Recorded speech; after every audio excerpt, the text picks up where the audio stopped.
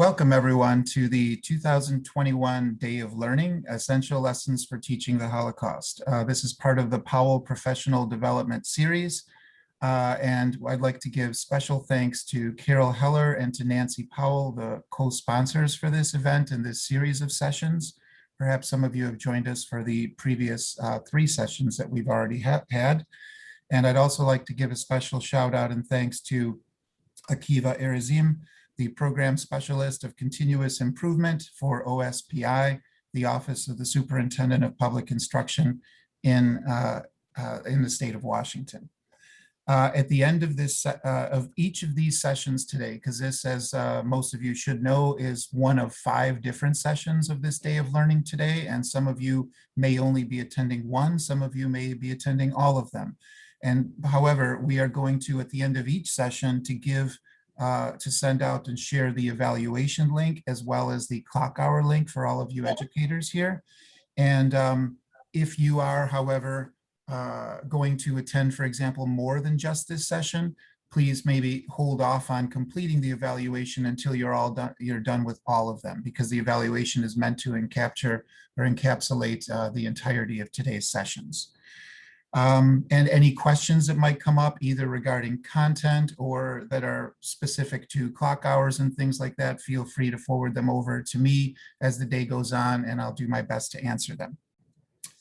So again, welcome and thank you everyone for attending for today's, the first of today's sessions is going to be focused on the Pyramid of Hate activity. And so whether you are new to this activity and have never either seen it or used it with your students, basically the Pyramid of Hate activity in this previous year of the many professional development sessions that we have led for teachers in districts and schools across the state has been the single, I guess, most popular resource, the one that everyone's raving about in terms of its sort of foundational use to connect students not only to learning about the Holocaust, but the dangers of where hatred, prejudice, racism, bigotry can lead when unchecked and can be universalized and applicable to hatred in all of its forms. And the feedback and the reviews we've been getting from teachers who've actually used this in their classrooms has just been phenomenal. So what you're looking at right now is the Holocaust Center for Humanity's best practices page. And on this page are contained so many different resources and lessons and ideas on what to do, whether you're an English language arts teacher or a history or social studies teacher. There's lessons for you, even proposed outlines for teaching it. So the Pyramid of Hate activity essentially comes in at one of the very key foundational lessons. It is, in my view, one of the greatest ways to help instill the rationale and the proposed outcomes. In other words, why are you, the teacher, choosing to use this lesson? What do you hope students will gain as a result of this learning? And with an idea consistent with the Holocaust education law in our state that hopes that these lessons will be used and taught in a way that inspires standing up against hatred and intolerance and becoming civically responsible and active, the Pyramid of Hate is really all that. And so that looks like this on the page. And at this point, I'm now going to transition to our featured speaker and presenter for today's session. And that is a person who has just sort of become a friend of mine, I guess, since the nature of my work has come in as the professional development coordinator and teaching and learning specialist for the Holocaust Center for Humanity. It's been really kind of my privilege to get to work with teachers and district leaders across the state and even beyond. And one of the single greatest teachers and the most powerful, I think, and impactful in my working with the teachers has been today's presenter, and that is Beth Poole. Beth is not only an educator for change for our Holocaust Center for Humanity, but she has been a middle school teacher at Brier Terrace Middle School in the Edmonds School District for the past 9 years. She previously taught both in the state of California as well as in the Washington, D.C. area. She serves on ethnic studies committees and teams for the district and her school, and part of the equity team as well at her school.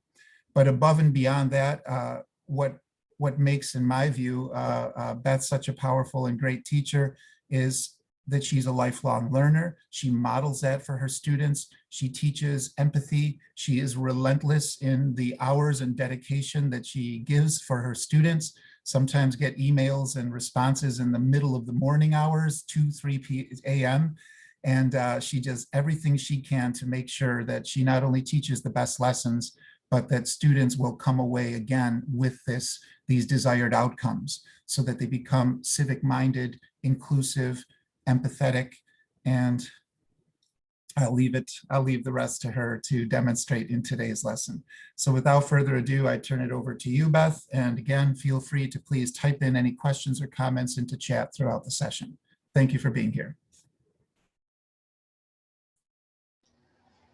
Thank you, Paul. That warms my heart, but I don't feel like I need any more warmth. It's really hot here still. I told Paul yesterday that I felt like my brain melted a little bit. So again, my name is Beth Poole, and I am a teacher at the middle school level, 8th grade English and social studies, and I am fortunate to teach it as a block in Brier, Washington, but I am on the original lands of Coast Salish and Snohomish people. So I just wanted to say that as well. Right now, you're probably looking at a poll. This is just to get an idea of, what level you're at and where you're coming from. So speaking of where you're coming from, really coming from and where you're at right now, if you could put that in the chat, that would be great. And then maybe that way you can collaborate if you'd like to, if you see someone nearby or want to get in touch with them. So as you're working on the poll and saying where you're from, I will say at the beginning of every year, I start with an identity unit that lasts for about 2 months. And I also, I weave in other things, of course, but identity is really important in understanding oneself, but also in understanding your world that you're in. And so it's really, it's interesting unit because I learn a lot about the kids and it allows me to build those relationships. And one of the things that we do talk about in terms of identity is stereotyping. And stereotyping can be very detrimental, it is detrimental. And what happens is kids then, and just people in general, we start looking at our self-worth through the eyes of others. And so it's really important that I establish a really good foundation. And we're going to be talking about the pyramid of hate and how that foundation needs to be dismantled regarding the pyramid of hate and really building up students in terms of their identity and to disrupt hatred when they see it. Okay, so I'm just taking a look at the poll really quickly. It looks like most of you are classroom educators. We have a couple administrators, a student. Thank you for being here. Thank you everyone for being here. 1 community member, it looks like, and then 7 other. So if you are one of those people that put other in the poll, it'd be great to see what your title is or your position or perspective that you're coming from. Oh, looks like we have San Diego. Nope. Okay, wow, we're all over the place. Kent, Oregon, Washington, a lot of Washington. Fantastic. And it looks like the majority of you are either in the middle or high school level. Okay, wonderful. Okay, so I am going to share my screen and then we will get started.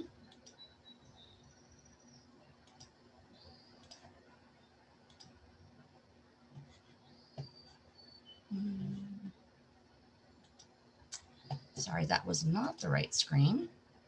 Let's try that again. Sorry about that.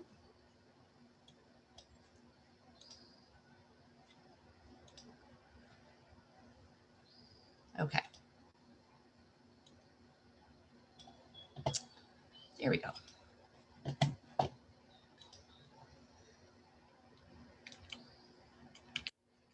Okay, so it's always important to know where we are starting from so we know where we're going. And the objective for today is to provide an opportunity to define and recognize hatred in all of its forms, examine the escalating steps of hate, and how hate and prejudice can escalate when no one speaks up or takes action.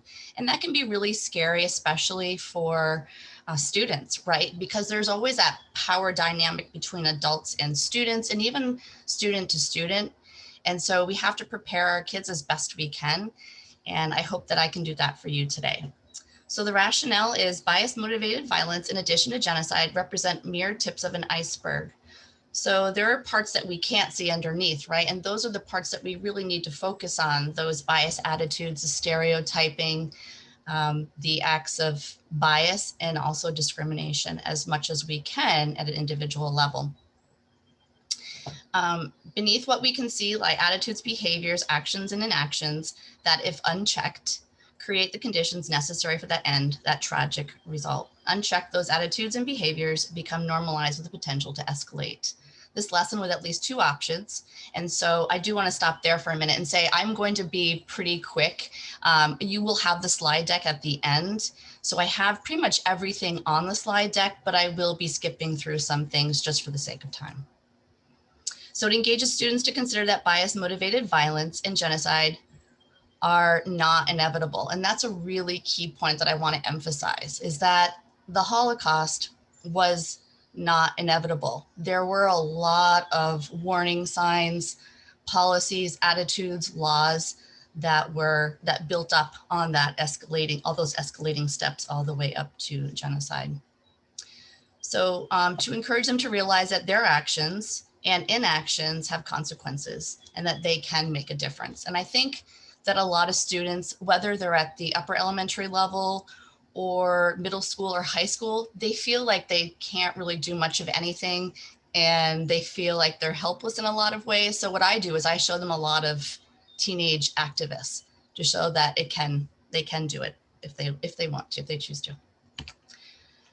Okay, I'm just going to skip this part for now. This is just understanding the pyramid of hate and why we teach it. Again, it's for learning about your identity, but also stereotyping and how detrimental stereotypes can be in terms of identity development and also increasing along those steps. So I keep talking about these steps, so I want to get to those in just a moment. But before we do get to the pyramid of hate, I do want you to be able to look at these terms and definitions. So I'm just going to pause for a minute so you can take a look at those, and you will be getting this information at the end.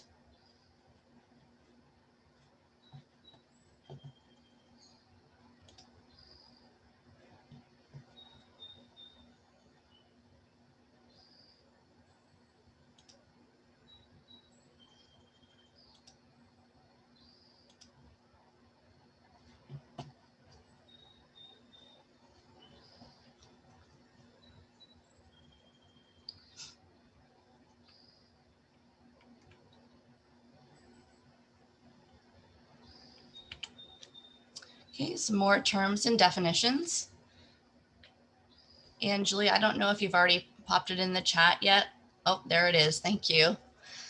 So this is what I would give students, for example, is so that they have some base in order to understand the pyramid of hate. It's really important that they understand the terms and definitions so that they're starting at the ground level, you could say.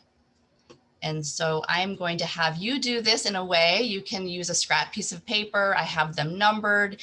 You can copy it and fill it in. However you feel most comfortable, or maybe you just want to listen, that's fine too.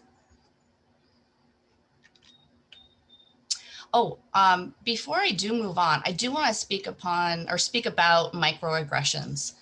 I added this to this list that comes from ADL, the Anti-Defamation League.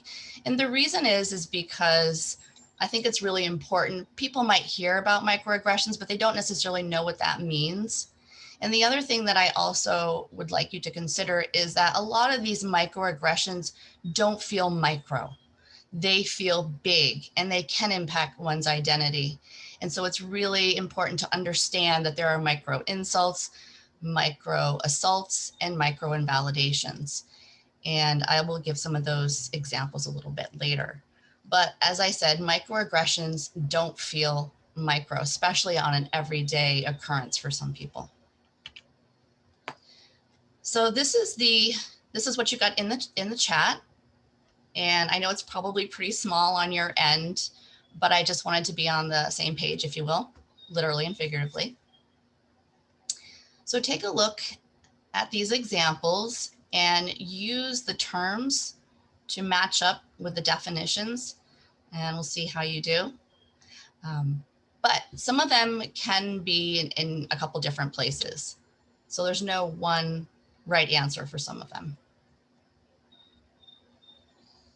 And that also can lead with students to some pretty interesting conversations.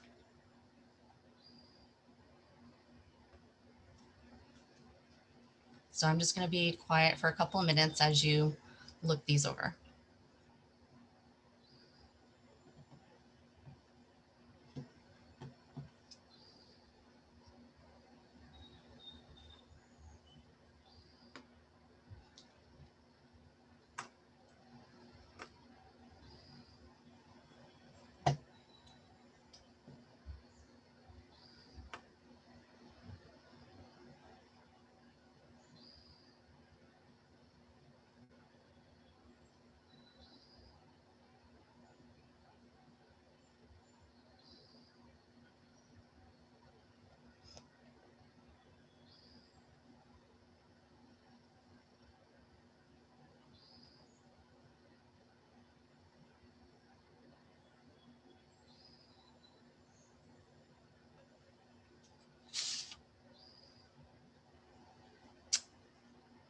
Julia, there's some people that just came in. Would you mind putting the link back in the chat, or again, please?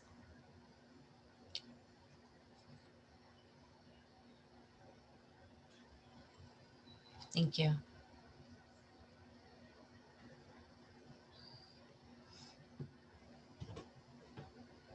Yeah, some of these don't read well, which is why I wanted to make sure you have the information in front of you. If you can't see it on my screen very well, then you have it.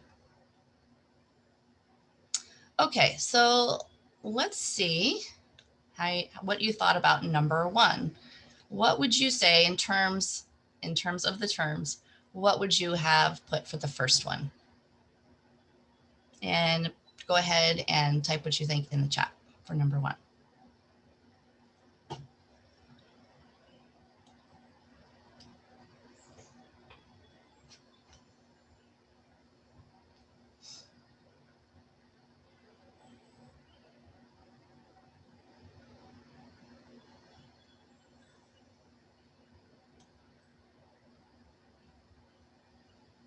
Okay, so it looks like the majority of you said bias. So when we think of bias, bias can be positive or negative. And oftentimes when we think of bias, we think of negative. This could be bias, definitely, because they only portray models in a certain way, plus size models in a certain way. But it could be stereotyping as well, because they're only seen one way. So they're stereotyped in that way. And a lot of people then look and say, oh, that's what they look like. And they can be put into magazines and not a very attractive way. Yes, intent is important. Absolutely. So how about number two? What do you think about number two?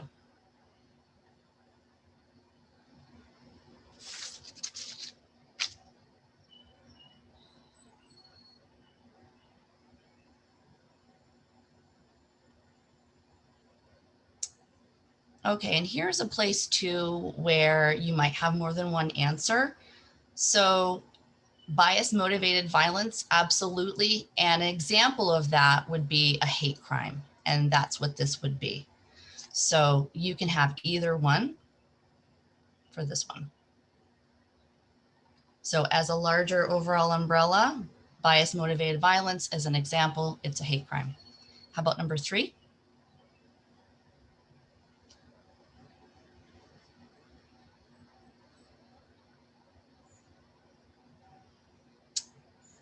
Yes. So when a population of people are targeted and annihilated, eliminated, killed, yes, it is genocide.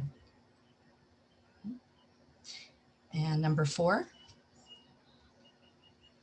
I'm going to start moving a little more quickly. But I just want to make sure that you have an understanding before we move on about what these terms are. Okay. So these are the things that are considered insults, invalidation, and assaults.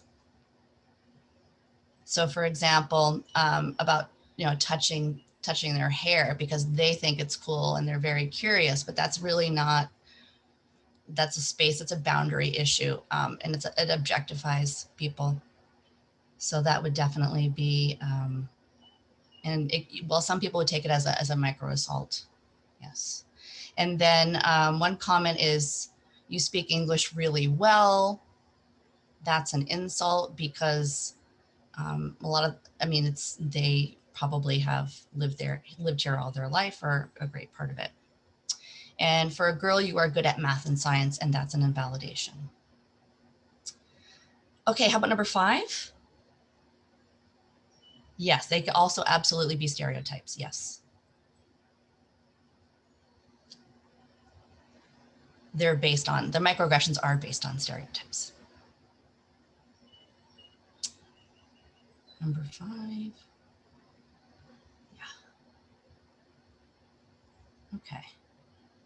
So I'm seeing discrimination, prejudice, and for number 5,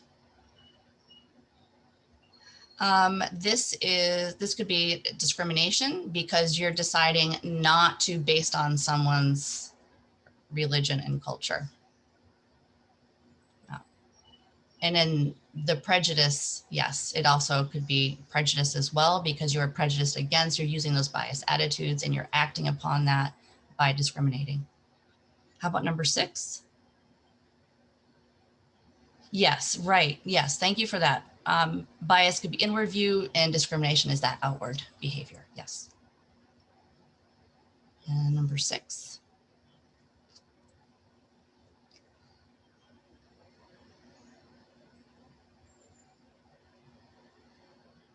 Okay. I'm seeing discrimination and prejudice for number 6. So this is when you are believing you're using those biased attitudes and it is a prejudice that maybe that student can't pay those expenses rather than even speaking with that student. So they just decide not to move forward. So yes, that could be, yes, prejudice. It also could be discrimination. Let's see, number 7.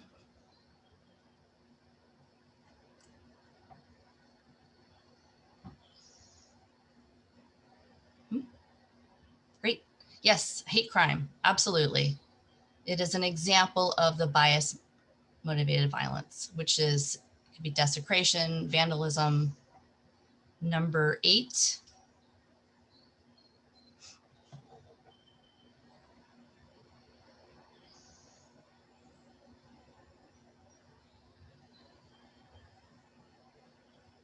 What number 8? Let's see.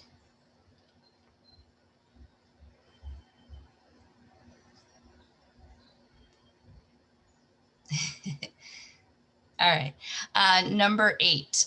I have bias for this one because there are other people that are also qualified, maybe even better, but because of the Ivy League school, there is that bias. Yes, it could also be prejudice because you're not inviting other people as well. And number 9, I think that only leaves one left, right? Yes, bias versus prejudice is hard. And I think one way to remember that is that often bias can be positive or negative. We think of it as negative, but it's something that is more within the attitude. And the prejudice is often the acting out of those biased attitudes. So number 9 is scapegoating. because of the blaming part of it. Okay, so I'm going to move on.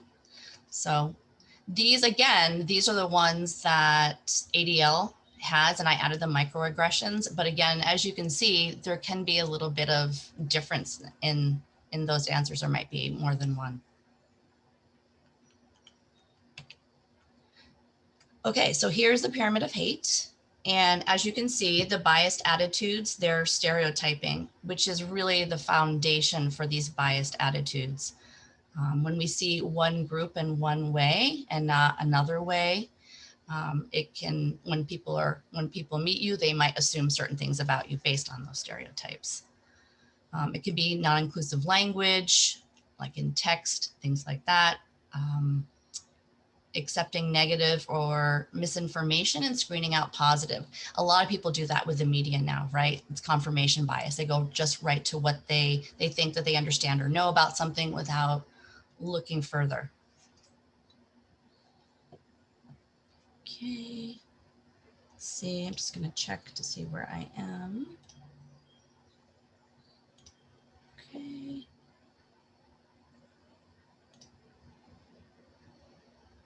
Sorry about that. All right, so we are, I think, almost ready. Oops. Excuse me. For the, well, I'll go back, but we're going to get ready for the first activity. So there are two possible activities. Of course, you can mix them up. You can do your own thing, but these are just resources for you to use. And of course, you have to make them your own, right? So I'm going to show you part of activity 1, and then I'm going to show you part of activity 2, just because of time. So then you can see here that these biased attitudes really can build up to those acts of bias and then discrimination. So that can be individual, but it also often is systemic. And that's really what we're trying to do. We're trying to disrupt not just individual, but systemic racism, and also just in terms of marginalized groups. And so that we don't even get to these areas up here. And that's what we're really trying to avoid by dismantling these bottom foundations. Okay.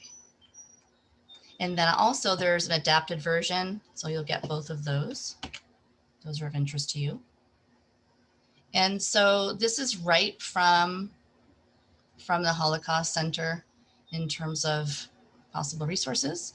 So what we're going to do is the first one. We're not going to do the second one because of time, but this is for each level of the pyramid. Ask students to provide 1 or 2 additional examples from their own experiences. So I'm going to have you do that, what's called dot storming. So Julie, if you wouldn't mind putting that in the chat. So I don't know how many of you are familiar with dot storming. I'm going to be peppering you with some different types of tech tools that you may have used and maybe you have not.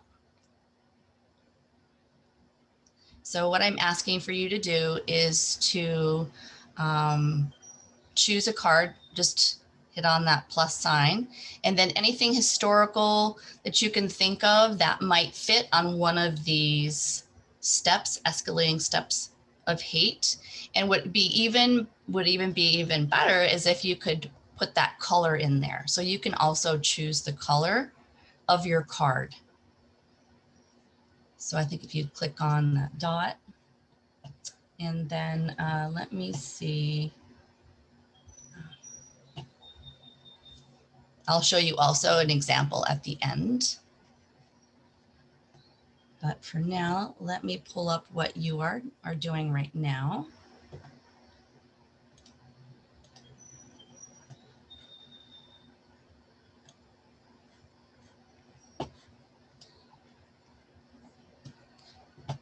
So what you want to do is double click. And I might say, for example, redlining. And then I would click on here and it's discrimination. So I would choose yellow as my card and then post it. And then you can see what people have done. Now, what I did was I had done this PD, a similar PD with my own district. And then I went ahead, and there weren't as many people as there are today. So, but what I did was I went back and I made the triangle so that students could then see, what it looked like and the possible examples. And then you can also talk about, should that be within that step? Should it go somewhere else? Can it go somewhere else? Is that the most appropriate place for that step or for that content or example?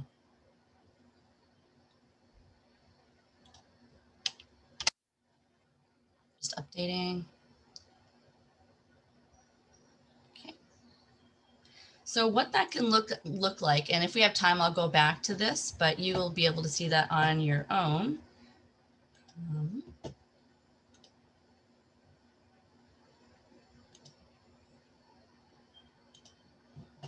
Is, let's see.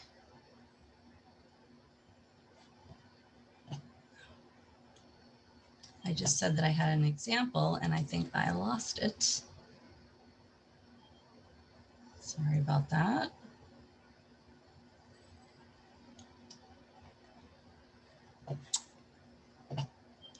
I am a person who has a lot of tabs, and so I was trying to have fewer tabs today, and I think maybe I closed it. So let me just check one more thing here.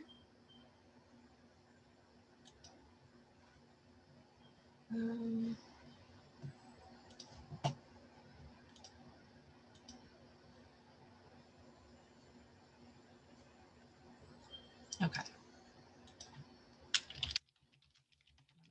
Pull it up here in a different way. I love dot storming. It's a great activity to use with students, and you can also use a vote board, which is fantastic. So this is, sorry, I had to pull it up again, so I think I did close it. So this is what it looks like.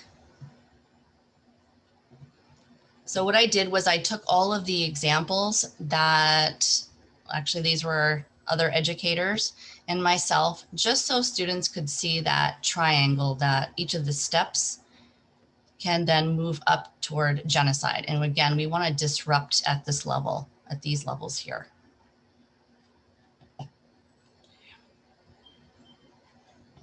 Okay, I'm gonna move on. But this is something you can do. This is a shorter activity. And then you could also lead a discussion, a classroom discussion. You can do online Canvas discussion. You can do small group. You can do whole group discussions for number 2.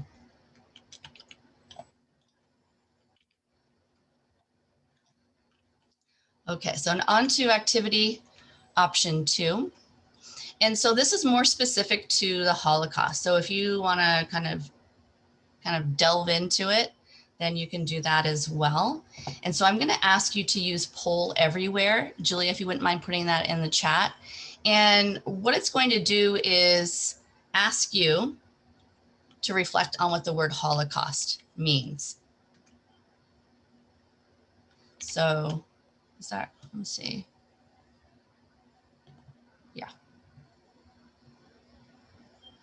So what I'd like you to do is, if it's a phrase, to make sure there are no spaces in between, because if there's spaces in between, what it will do is it will segment the word cloud. So no spaces. So for example, I have,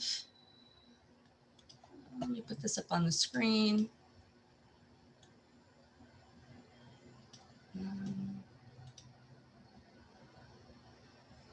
It should look like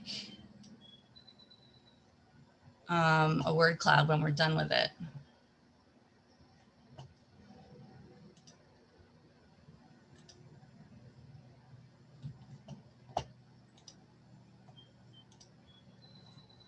Oops. So I've gotten a little bit of practice, I think, doing this every day.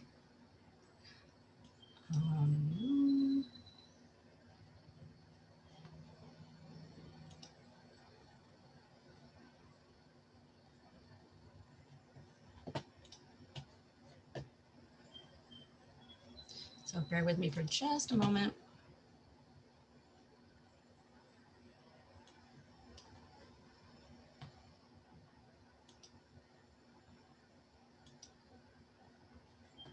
Oh, wow, look at this.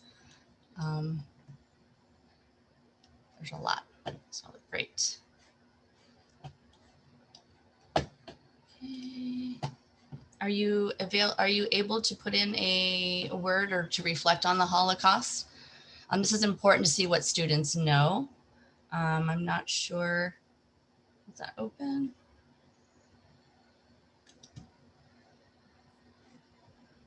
Are you able to write something in?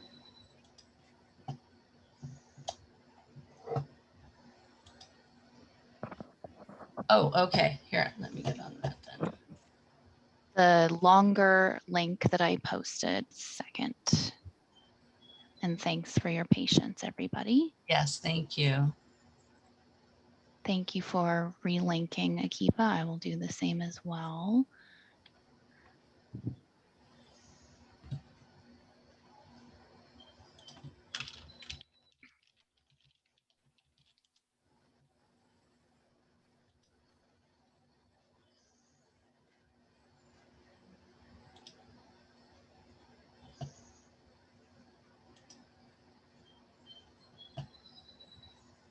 Okay. So if you want to know, as I said, if you want to know where your students are, you can ask them what comes to mind when they hear the word. So right now you're seeing my screen on my view, and there might be some things that might not make a lot of sense, or maybe they'd heard things that aren't correct. So this is an opportunity to correct those misunderstandings, but it's also to see what they know. So this is just a different way of looking at it. And so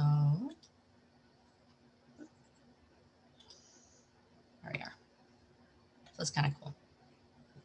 So I see annihilation, millions dead, death, genocide, persecutions, anti-Semitism, horrifying, hate, humanity, death camps, crimes against humanity.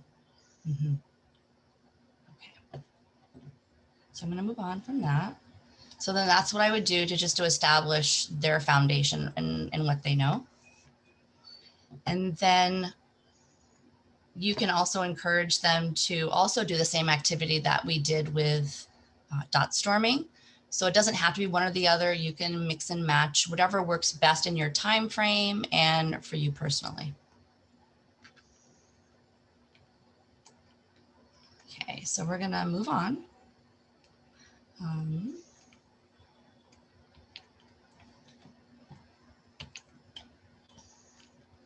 And then this is just as a reminder of what we're working with right now with the pyramid of hate and the steps. It's really important to have this maybe posted in your classroom so students can easily refer to it, and it also helps you refer to it as well. And then the next part of activity 2, this is the second option, and there are 8, actually there are 9, but there are 2, there's one that has a clip and an image. So I numbered them accordingly.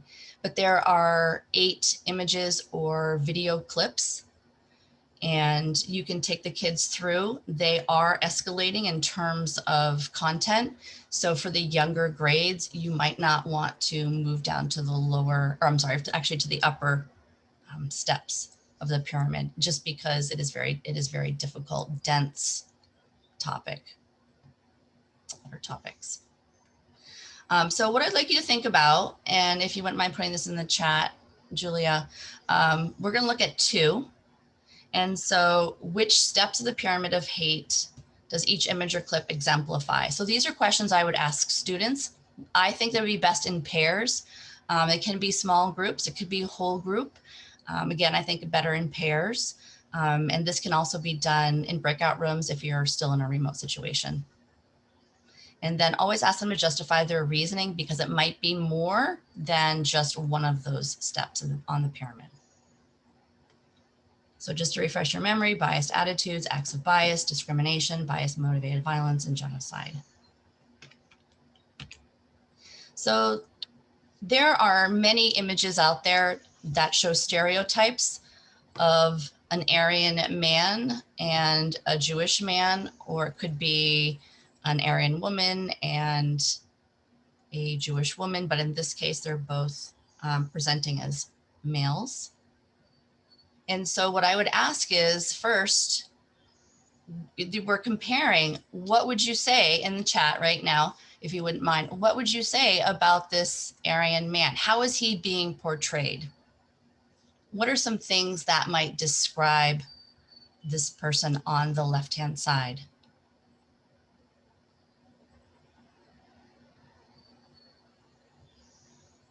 So this leads into the discussion of, is there an Aryan race? Is there such a thing? Also the conversation with, is being Jewish a race as opposed to a religion?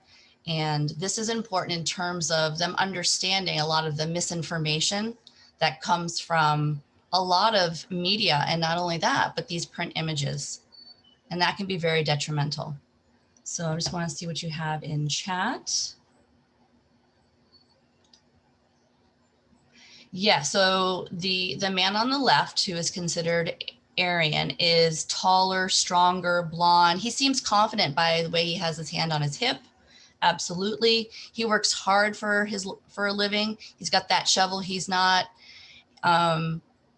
scared to get his hands dirty, if you will.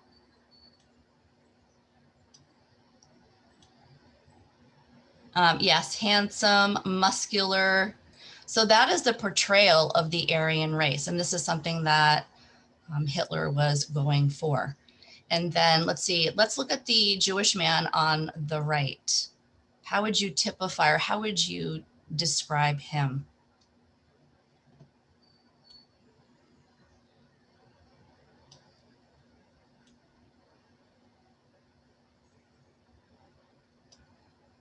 Okay, lazy, unkempt, smoker, unhealthy, obese, shifty, stout, overweight, bald, businessman, greedy, right? Maybe duplicitous, yes. Unhealthy, unattractive. So these are some things that's really good to talk to students about, and maybe what other groups might be viewed in this way. And the discussion is important because it gets them thinking about these stereotypes. So I think I already gave away the answer, but what step would this be? If students were looking at this and you asked them to identify where on the pyramid of hate does this fall, what would you say in terms of those terms that I gave you?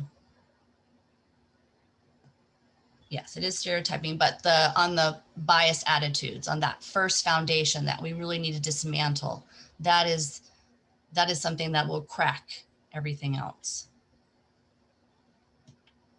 Okay, and I'm gonna move on. So these are really, like I said, these are really good discussions to have with your students so that they can understand stereotyping and then the reality.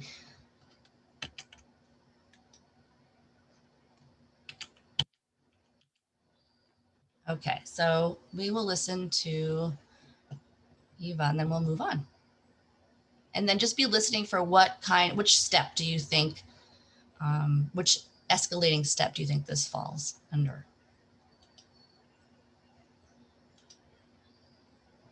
My father was a highly respected music and drama critic in Berlin at the time. And very early on, namely in 1933, right when Hitler took over, he was let go from the newspaper on which he worked at the time. At the time, I was going through this particular place, Oliver Platz, and there I come see suddenly these yellow benches for Juden in big bold letters. And then there was another incident, namely in a nearby on the Kurfürstendamm, which was a very elegant street in Berlin. were glass encased billboards with great big things of caricatures of what a Jew is supposed to look like on the Stürmer, a Nazi newspaper. So you came upon these great big things. Horror, really, at something so gross. I couldn't name it as yet, but just seeing, it was one more manifestation. But I was so young, so I couldn't put it really quite together and ran away from that.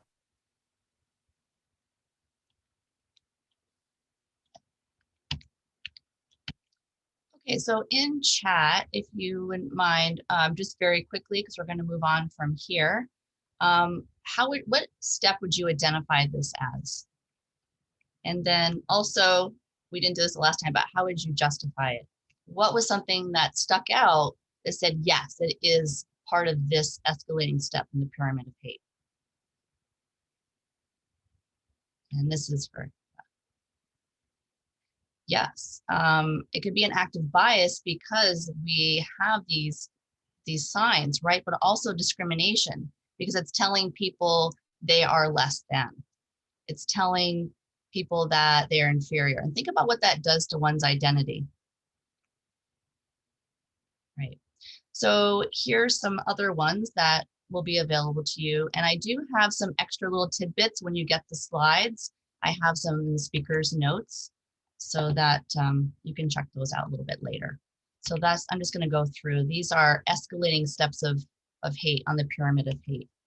So again, you know your students best.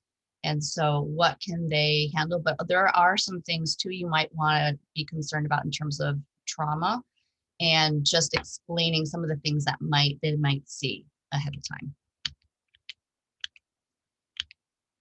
Okay, so in terms of preventative considerations and strategies, this is the most important, I think, not just in terms of giving students the information, but what are they going to do with this? Now where do we go with this? It's not just, okay, this is hard history, we have to learn it, we have to learn that the Holocaust was not inevitable. How can we prevent something like this from happening again? And we all know that there have been genocides since, and there are some happening right now. So what can we possibly do at each step in order to disrupt, to dismantle this pyramid, this escalation of hate, this pyramid of hate?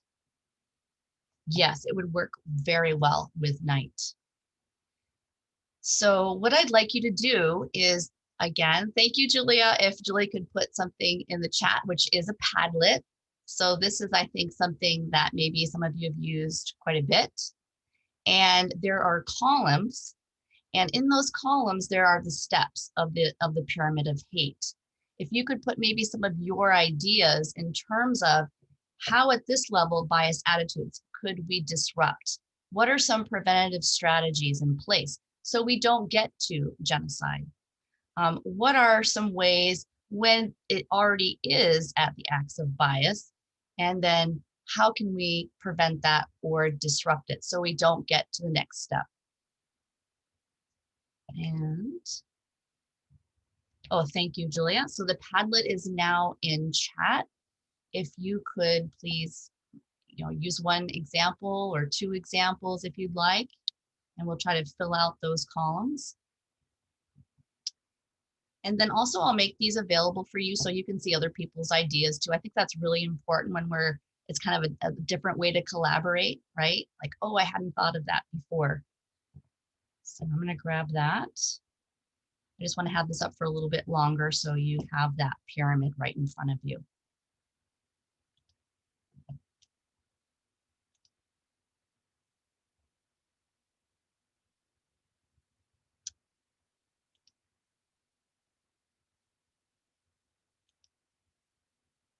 So if you haven't yet, if you could just put what you think could be a preventative strategy, and then we'll take a look at some of the things that you said, and then we'll move on because we're almost done.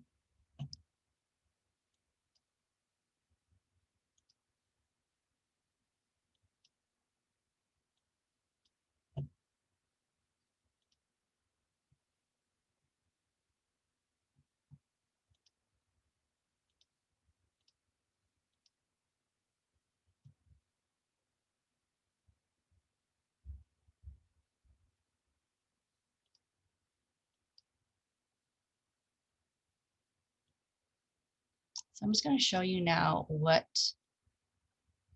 is in front of you.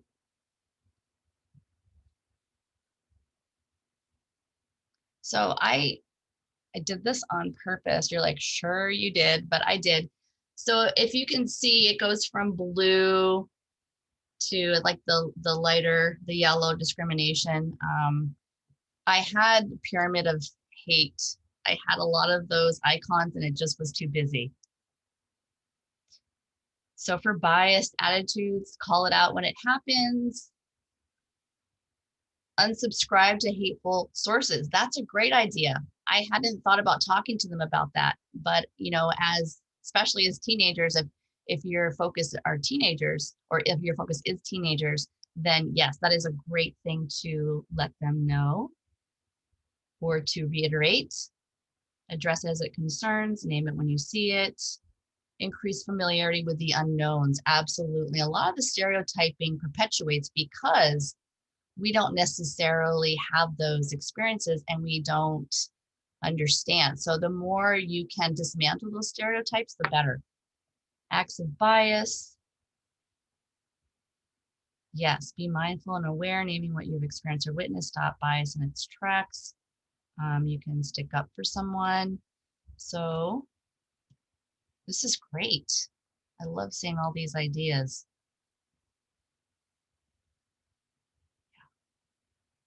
Wonderful. Okay. So again, I will provide those for you. And move on here. So some of the classroom extensions, and these are just some possibilities. Of course, they're not all the possibilities, right? But these are some of the things that I have used in my own classroom.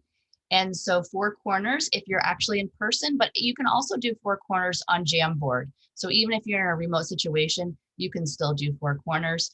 And I just left out genocide, and that can be something that's in the middle too of your classroom if you're in a classroom. Create a unit on propaganda that focuses on the pyramid of hate. That is something that I do because propaganda is really important to understand. Misinformation, what are people trying to communicate? What's the intention behind that propaganda? Timeline activity. So this is the one that is from the center. And this is a modified remote product that my team and I came up with. It's a shorter version of it.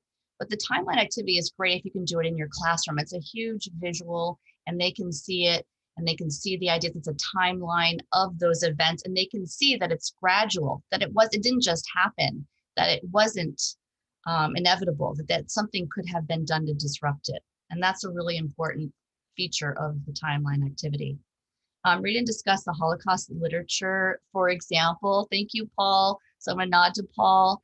As the author of the Yellow Star House, there are different books that have discussion questions along with the books, and there's also book grants. So I would say check that out. I just show you very quickly what I have had my students. Oh, here we go. Here are the possibilities. So my students did the Yellow Star House. There we go. Oops. And so this is what I did with my students very quickly. And this was in a remote situation. Of course, I would do things very differently in person. And this is just to give them some context because a lot of people think that the Holocaust only happened in Germany, but there were German occupied areas and parts of countries and whole countries. And so it's important for that context and that greater understanding. And so what I had them do was I had them choose one discussion question. And then these are from Paul. Thank you, Paul. These are wonderful discussion questions. And you have these kinds of opportunities for students. And so that's just gives you an idea. And I had them choose one. And then, of course, where's the beef for those of you who know Wendy's? And that idea is give me something a little bit meatier, not so minimal, so that I understand what you understand about the Holocaust. And then I had them do a personal connection because I think that's really important. I mean, whether it's a personal connection, it's a historical connection. current events connection, that allows them to understand the material better. And then I also included the pyramid of hate in terms of identifying in the chapter what an escalating step could be, and then also how could they prevent it? Because really that's what we're trying to do, is to prevent genocides like the Holocaust from happening again.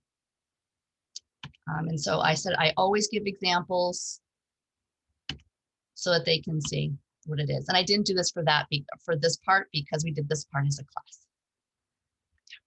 So there's a little bit about that. And that's what I did in my classroom. Okay. And then moving on, because I am getting close to time. So you can read these on your own, but I just want to give you a taste of some possible extensions. It's really important to remember that this is not something that, this is something we can change. Let me rephrase that. We can dismantle, we can disrupt, but we need everyone's help in educating our students and also the greater community in terms of stereotyping, biased attitudes. What do acts of bias look like? What does discrimination, individual and systemic, look like? When we see a lot of these bias motivated violent acts happening right now and right here, that can be really scary to kids. And that's something to also consider, but to show that these things do happen and what can we do to prevent this hatred and this genocide. And I just wanted to leave you with that we can make a difference. We can do something. And this is an example of this remembrance. If you want to learn more about the Sapling Project, it's at the center's website. And so I have just a few moments for questions. If you have questions, I can take a couple. And I will stop sharing.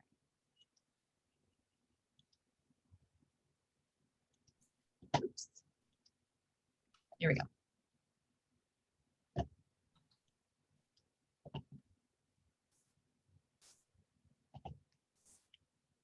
Yes, the teaching trunks are amazing. And if you have the opportunity, I will plug that to also, if you can go in person to actually see the center, please do that. There are also virtual field trips, and my students did that, and it was fantastic. I got so much great feedback from it.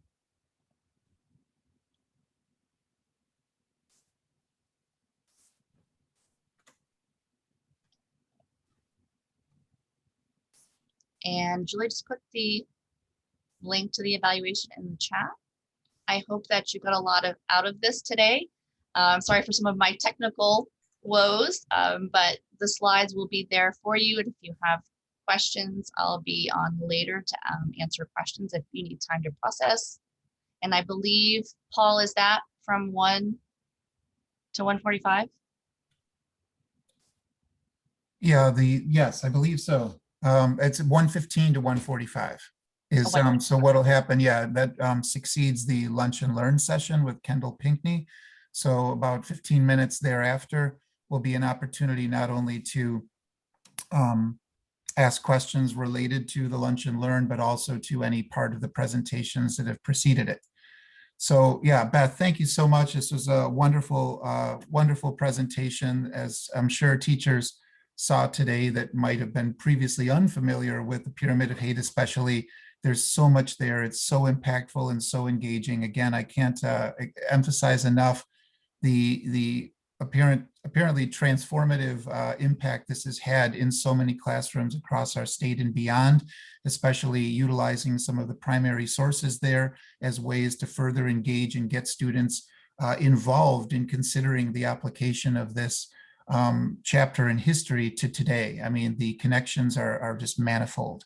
So I've just put into the chat, I know there's been many things entered into chat at this point, but I've put in the evaluation link, which I would encourage you, if this is your only session today, please complete it now. If you are attending more of our sessions, and our next one will begin at it's 10:30, right? At 10:30 with Branda Anderson, and she's an incredible teacher herself and Holocaust scholar, and she'll be presenting on Why Didn't They Just Leave? A real, again, powerful and informative lesson. So that begins at 10:30. And yeah, I also sent the clock hours evaluation and form, and I will resend that at the end of every session. And then in addition, I resent the link to the Pyramid of Hate activity that appears on our best practices site. So again, we look forward to seeing you at the next session. Again, this is a nice full day, but hopefully you're able to beat the heat. And again, we can't thank you enough, Beth. This has been great. And thank you all for being here. I believe there's unique Zoom links for each of these sessions. So you would just log out of this one and then come into the next one when we begin. Thanks for everything, everybody. We'll see you soon.